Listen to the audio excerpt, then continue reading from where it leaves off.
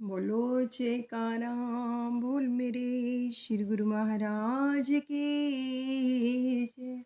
श्री परमहंस दयाल दादा गुरुदेव महाराज की जय। प्रेमियों, अब हम जो प्रसंग चल रहे हैं, इरशाद चल रहे हैं श्री अद्वैतानंद सच्चिदानंद प्रकाश के 9 इरशाद हमने सुने। अब आगे का 10वां इरशाद श्रवण करेंगे बड़े ध्यान से और प्रेम से। दादा गुरु महाराज जी के मुखार विंद के मुख वचन है। एक रोज इरशाद हुआ, दादा गुरु महाराज जी ने अपने मुखार विंद से फरमाया कि जब हमारी उम्र करीब 9 बरस की थी तो उस वक्त एक रोज सत्संग में यह चर्चा हुआ कि अक्सर साधु महात्मा को ऐसी सिद्धि हो जाती है कि गुटका मुंह में लेकर इस स्थूल शरीर सहित आकाश में उड़ने लगते हैं। एक साहब ने फरमाया कि गुटका वुटका कुछ नहीं है, सिर्फ ख्याली ताकत से यह बात हासिल हो जाती है।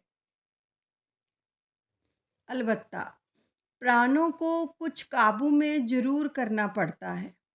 यह सुनकर हमको ख्याल पैदा हुआ कि तुमको भी ऐसी ही कोशिश करनी चाहिए कि उड़ने लगे। केवल अपने मन में संकल्प करना है और जी चाहे जहाँ दम की दम में चले जाओ। तो कदम कदम पर इस भारी शरीर का बोझ उठाने की क्या ज़रूरत है, मगर इसका कोई साधन और कार्रवाई ना तो हमको मालूम थी और ना ही किसी ने हमसे दरियाफत की। खुद ब खुद सांस को रोक कर और बदन को संभाल कर यह ख्याल करके बैठ जाते कि अब मैं उड़ूं। कुछ अरसा की अभ्यास से थोड़ी सी देर में शरीर हल्का सा मालूम होने लगता और ऐसा मालूम होने लगता कि ऊपर की तरफ को उड़ता है। तो चंद रोज की मशक से तो शरीर जमीन से ऊपर जो था उड़ने लगा। थोड़े से रोज और कोशिश की तो फिर क्या था, एक मंजिल मकान तक जाने लगे, यानी एक मंजिल मकान तक उड़ने लगे। तो एक दिन मैं यह कार्यवाही कर रहा था, दादा गुरुदेव फरमा रहे हैं कि लाला साहब और चंदर अशखास ने देख लिया कि मैं उड़ता जाता हूँ, तो वे सब मुझे पकड़ने को दौड़े, मगर मैं करीबन एक मंजिल ऊंचा उड़ गया। जब उन्होंने बहुत बावेला मचाया तो मैं उतर आया। तो उन्होंने मुझको बहुत कुछ डराया धमकाया कि तुम यह कार्रवाई करते हो, इसका नतीजा बहुत ही खराब होगा। तो किसी दिन तुम बहुत ऊंचे से गिर पड़ोगे और हाथ पैर टूट जाएगा और अजब नहीं मर भी जाओ। ये उन्होंने बोल दिया। तो अलगरज मैंने उस कार्रवाई को छोड़ दिया। दादा गुरु महाराज जी फरमा रहे उसको छोड़ दिया हमने। बाद में मालूम हुआ कि वह कार्रवाई प्राणों को रोकने की जो उस वक्त की थी बिल्कुल बाकायदा थी। उसके तरीक और अमल का उपदेश मुझको आंतरिक तौर पर हुआ था, यानी अंदर से ही प्रेरणा हुई थी। तो मेरी आत्मा ही ने गुरु बनकर मुझको उपदेश दिया। और भी ऐसी कई बातें प्रत्यक्ष में आई थी, मगर उनका इजहार फिजूल है। तो फिर एक रोज़ दादा गुरु महाराज जी ने फरमाया कि जनाब लाला साहब की जीवती अवस्था में हम कौम और रिश्तेदारों ने हमारी शादी वगैरह की बातचीत चलाई और कुछ जमावड़ा जम भी गया था। मगर लाला साहब की वफ़ात से वह मामला कुछ ठंडा हो गया। जब उनकी वफ़ात को कुछ अरसा गुज़र गया, तो लोगों ने फिर से ज़ोर मारा और लाला साहब की स्त्री ने भी सरगर्मी से कोशिश शुरू की।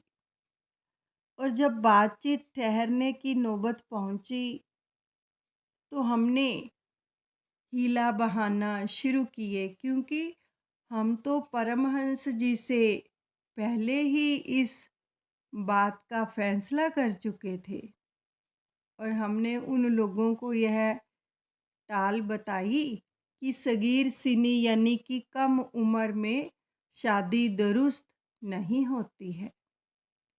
अब कम अज कम 20 साल की उम्र ज़रूर होनी चाहिए शादी के लिए। तो इससे मामला जो था स्थगित हो गया। तो फिर एक महासावन सम्मत 1920 में लाला साहब की जो वफ़ात के करीब 3 साल बाद जब हमारी उम्र 17 साल की थी, तो लाला साहब की धर्मपत्नी का भी शरीर बरत गया। तो उनकी मृत्यु का हमको बहुत रंज हुआ। उसका अग्नि संस्कार वगैरह कुल कर्म कांड हमारे ही हाथ से हुआ। तो परंपरा के अनुसार अजीज व रिश्तेदार जो थे पगड़ी वगैरह लेकर आन मौजूद हुए और पुराने मजमूनों की भी छेड़छाड़ शुरू हुई। मगर हमने दिल में सोचा कि परमात्मा ने तुमको आज़ाद किया है, अब इस तरफ तुम्हारा संस्कार नहीं आता। चूँकि दिल में तो कुछ और लगी हुई थी। बेड़ियों से ए जनू रिश्ता मेरा जाता रहा, जब से जुल्फों में फंसा यह सिलसिला जाता रहा। किसका गम छाया है दिल पर, है मुझे किसकी तलाश, किसको आंखें ढूंढती हैं, हाय क्या जाता रहा। इसलिए सबको इधर उधर की बातों में हमने टाल दिया। तो फिर एक दिन की परमहंस जी के उपदेश के मुताबिक हमारी जो आत्मिक कुल कार्रवाई हो चुकी थी, सिर्फ लाला साहब की स्त्री के जिंदा होने की वजह से जाहिरा तौर पर अलहदगी ना हो सकी। जब हमने उनके कर्मकांड से निवृत्ति पाई और तब तरफ यानी संबंध विच्छेद हो सका, तो फिर आज़ादी हो गई। जब सब तरफ से संबंध विच्छेद हो सका यानी कोई भी नहीं रहा, अपने माता पिता भी चले गए और जिन्होंने लालन पालन किया वो भी चले गए, तो फिर आज़ादी हो गई और गुरु का भेष जो अंदरूनी था सो प्रकट कर लिया। अपने वालदैन और लाला जी की कुल जायदाद का जो माल असबाब का सिवाय हमारे और कोई दावेदार नहीं था, क्योंकि उनकी भी कोई औलाद नहीं थी लाला जी की, और दादा गुरु महाराज जी का भी कोई भाई बहन नहीं था। तो इसलिए हमारे और कोई दावेदार नहीं था, फरमा रहे हैं। मगर उस सब को मालिक के सुपुर्द करके हम छपरा से रवाना हो गए और बक्सर की तरफ चल दिए। यानी कि सारी जायदाद जितनी भी थी वो सब दादा महाराज जी ने परमात्मा के हवाले कर दी कि जिसको जो चाहिए वो ले ले, और खुद वहाँ से रवाना हो गए। तो दरमियान से बड़ा धंधा जंगल था और कई नदियाँ प्रकट हुई। बक्सर पहुँचकर हमने श्री भागीरथी का स्नान किया, भागीरथी गंगे, और धोती वगैरह जो कुछ कपड़े पहने हुए थे, सब वहीं छोड़ दिए गंगा के तट पर।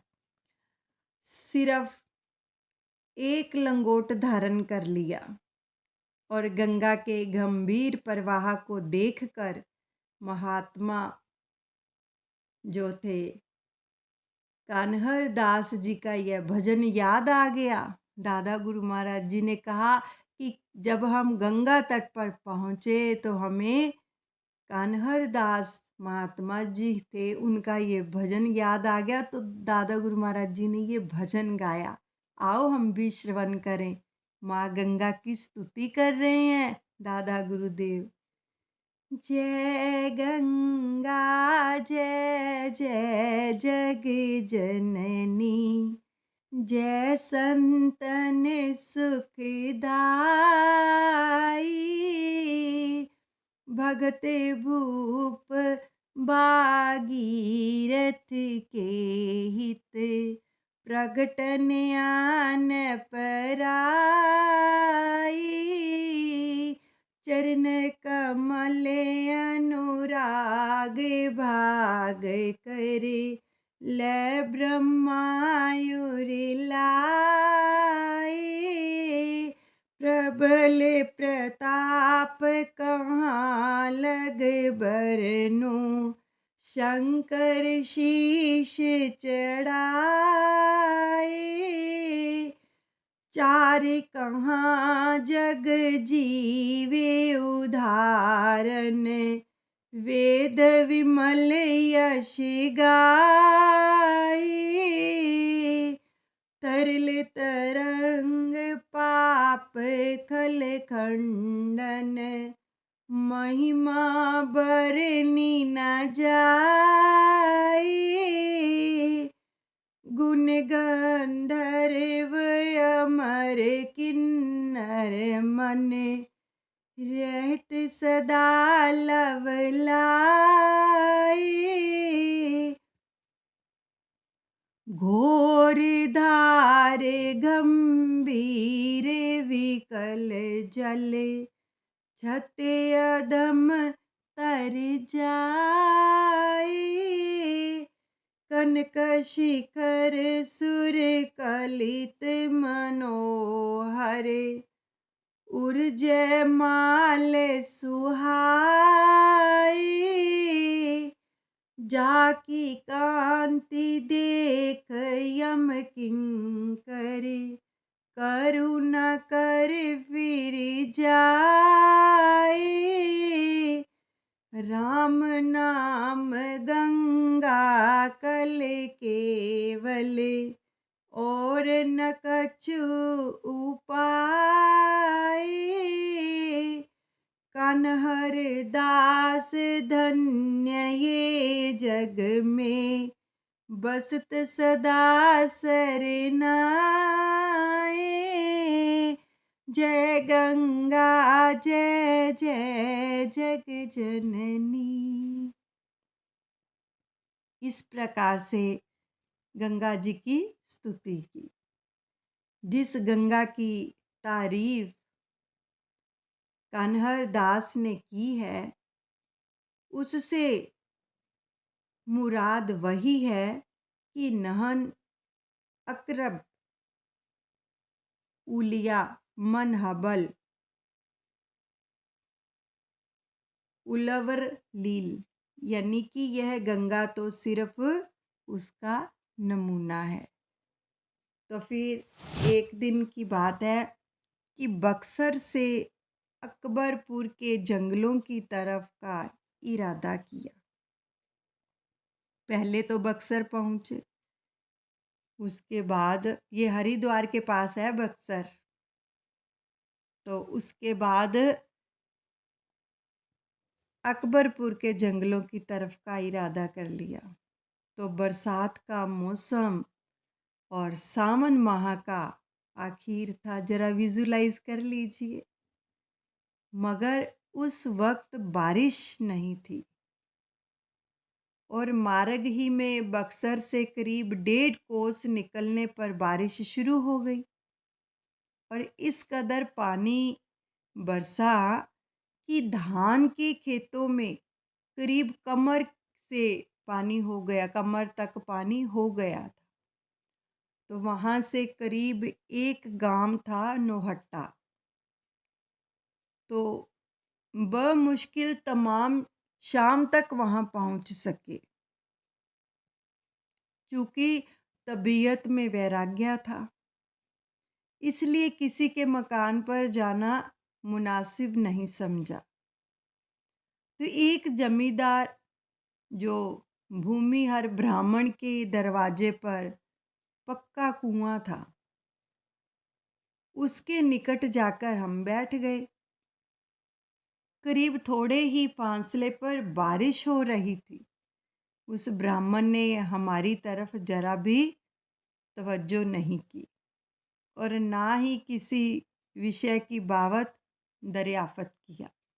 तो आदमी सत्संगी नहीं मालूम होता था और तबीयत भी जरा सख्त थी। जब बारिश बंद हो गई तो मर्द और औरतें जो थे वो पानी भरने के लिए कुएं पर आए, मगर किसी ने तवज्जो नहीं दी हमारी तरफ। हम भी वहीं भीगी लंगोटी बांधे रहे। लंगोट भीग गया था और दादा गुरुदेव फरमा रहे हैं कि हम वो भीगी हुई लंगोटी पहनकर ही वहीं पर हम बैठे रहे। तो संयोगवश एक सिपाही मुलाजिम सरकारी उस जमींदार के नाम परवाना लाया, यानी नोटिस लाया, और उसको खूब धमकाया, डराया और जमींदार को पकड़कर ले जाने पर आमदा हो गया कि तुमको अदालत में हाजिर होना है। तो उसने हर चंद खुशामद दरामद की और बहुत लालच दिलाई कि यहाँ तक कि 15 रुपये नगद देने चाहे, मगर सिपाही ने तनिक भी परवाह नहीं की और खींच खींच कर उसको ले जाना चाहा।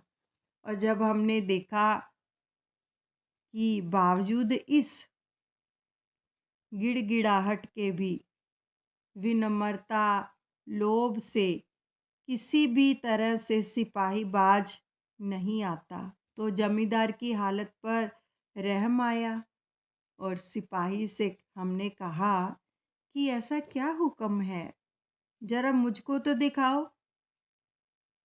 तो उसने समझा कि यह अज्ञानी शख्स है, क्या समझेगा, तो इसलिए व्यंग से परवाना निकालकर दादा गुरु महाराज जी के हाथों में दे दिया। तो उसमें दर्ज था कि बाबत फला जुर्म तुम्हारा हाजिर होना जरूरी है और अगर अरसा दो यानी 2 दिनों में हाजिर नहीं होंगे तो तुम पर जुर्माना किया जाएगा।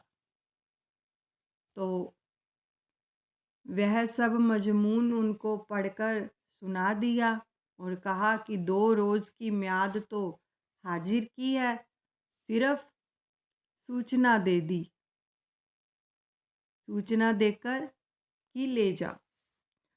यह हाल मालूम करने तो जमींदार की बाँछें खिल गई।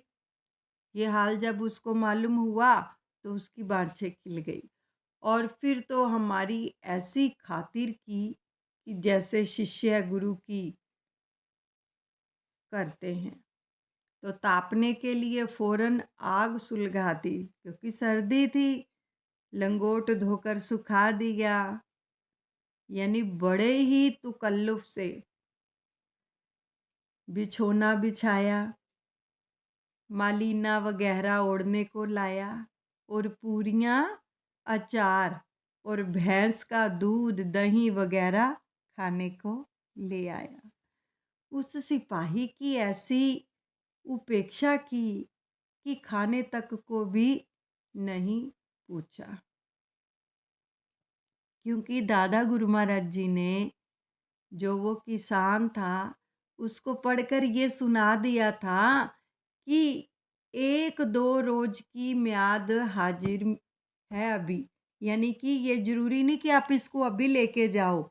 इसमें लिखा है कि 1-2 रोज़ की म्याद की हाज़िरी है कि 1-2 दिन बाद आप हाज़िर हो सकते हो। तो वो तो तभी घसीट के ले जा रहा था। तो जब सारा हाल आगे रख दिया, तो फिर वो किसान भी खिदमत करने लग गया। लेकिन सिपाही को बिल्कुल भी नहीं पूछा।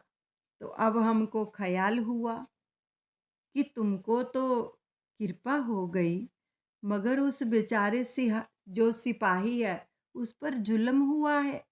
यह कार्रवाई तो बहुत अनुचित है। उसका मुफ़त दिल दुखेगा। तो हमने ज़मींदार को समझाया कि भाई, इन लोगों का यही पेशा है। बहुत कहने सुनने से जो था, उसने फिर पानी, तंबाकू की उसको पूछी सिपाही को। मगर उसके जुल्म से बहुत परेशान था वो किसान, क्योंकि उसने बहुत उसको घसीटा था। आखिर हमने अपने खाने में से सिपाही को खाना और बिस्तर वगैरह ओढ़ने बिछोने को दिया। दयालु दादा गुरु महाराज जी ने सिपाही को भी अपने में से सब कुछ दे दिया। तो फिर एक दिन नौहट्टा गांव में जो था, ब्राह्मण के बहुत आग्रह से 2 रोज हमने निवास किया। और जब रवाना होने लगे, तो गांव वालों ने हमको पालकी में बिठाकर रवाना किया और कुछ दूर जाकर हमने पालकी वापस कर दी और करीब 2 कोस चलकर हमने लंगोट वगैरह भी फेंक दिया। तन के ऊपर एक लंगोट धारण किया हुआ था, वो भी कुछ उस गांव से कुछ दूरी पर जाकर फेंक दी और बिल्कुल नगन हो गए। तो बाद में डेरी घाट होते हुए जानिब दक्षिण मुकाम तलोथू गए। तलोथू में थाना के निकट कयाम रहा। वहाँ से जंगल बहुत करीब था। तो एक रात उठकर जंगल की तरफ चलते गए। क्या देखते हैं कि चांद की तरह पर एक रोशनी जमीन पर नजर आ रही है और एक फरलांग तक फैली हुई है। उसका जो व्यास करीब 10 गज के था और यह नहीं मालूम हुआ ही नहीं कि यह प्रकाश कहाँ से और किस चीज़ से प्रकट होता है। 2-4 बरस के बाद जो था जिक्र मजकूर यानी कि उक्त चर्चा हुआ, तो मालूम हुआ कि सांप की मणि का प्रकाश होगा और कई महात्माओं से जिक्र करने पर यही बात सामने आई, यही साबित हुई। मगर उस किस्म की स्थिति फिर कभी देखने में नहीं आई। तो फिर एक दिन की मुकाम तलोथू से अकबरपुर गए चले। इस जंगल और पहाड़ इस तरफ जंगल और पहाड़ बहुत हैं और बड़ी प्राकृतिक सुषमा का मुकाम है। यह जगह हमको बहुत पसंद आई और करीब 6 साल यहाँ पर हमने कयाम किया, यानी ठिकाना रहा 6 साल। मगर कोई मठ या झोंपड़ी बनाकर नहीं कि अगर 6 साल रहे तो कोई मठ या झोंपड़ी नहीं बनाई या किसी गृहस्थी के मकान पर नहीं रहे, बल्कि इस तरह नगन और आज़ादाना तौर पर कि यहाँ तक कि कोई चीज़ यानी कर पात्र भी अपने पास हमने नहीं रखा था।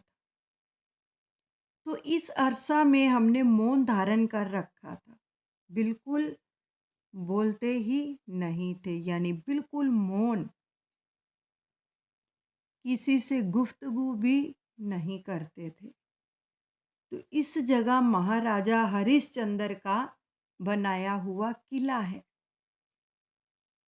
हरिश्चंद्र का बनाया हुआ किला है। इसलिए इस जगह को हरीशगढ़ी भी कहते हैं।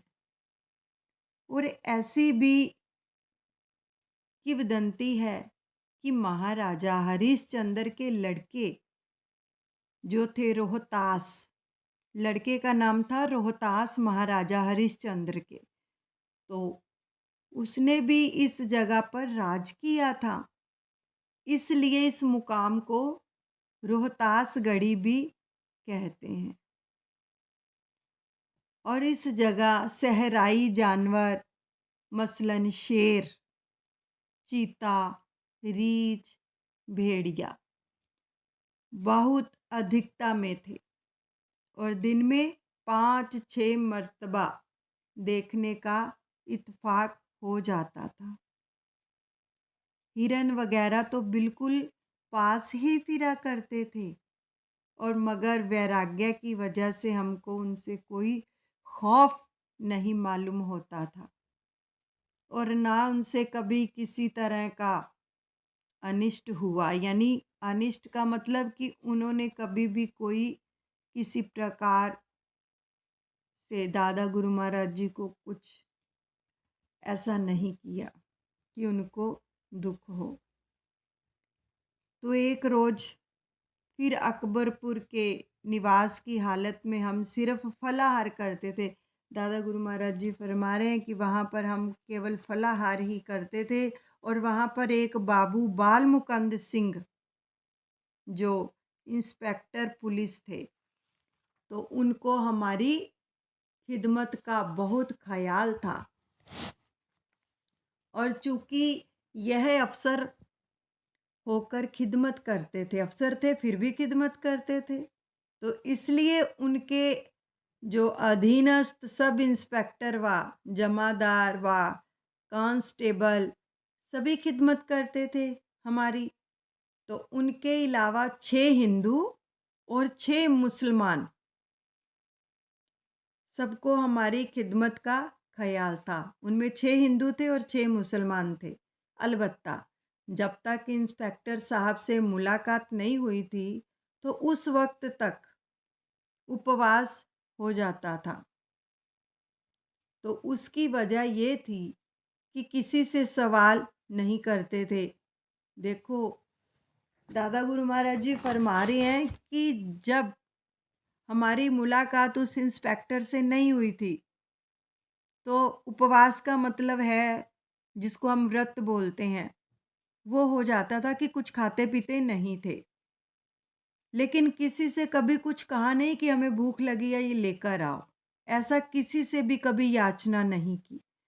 तो वैराग्य की दिलेरी से जागकर मांगना तबीयत को गवारा नहीं था। वैराग्य धारण किया हुआ था, तो उसके अंदर हम किसी से कुछ मांगे ये हमें गवारा नहीं था। तो फिर एक दिन कि जब अकबरपुर में हमको बहुत अरसा गुजर गया, तो एक रोज़ ख्वाब में गुरु महाराज के दर्शन हुए। उन्होंने हंसकर फरमाया कि बैठने से स्याही भ्रमण ठीक है, स्याही भ्रमण ठीक है। इस इरशाद को सुनकर फिर स्याही का ख्याल हुआ। स्याही का मतलब भ्रमण, कि उठो और चलो, बैठो मत। यानी रमता जोगी बहता पानी ठहरे गंदला होए, कि अगर जोगी जो है रमता है, भ्रमण करता है, वो रुक जाए एक ही जगह पर, और पानी जो बहता है वो भी एक ही जगह पर रुक जाए, तो वो पानी गंदला हो जाता है। सुबह ही वहाँ से रवाना हुए और चौगाए नवानगर तो लोथू डेरी घाट घूमते हुए डुमराव में कयाम किया। और ये सब स्थान कस्बा के तौर पर हैं। ये सारे जो स्थान हैं यानी छोटे-छोटे कस्बे हैं, ज़्यादा बड़े नहीं थे।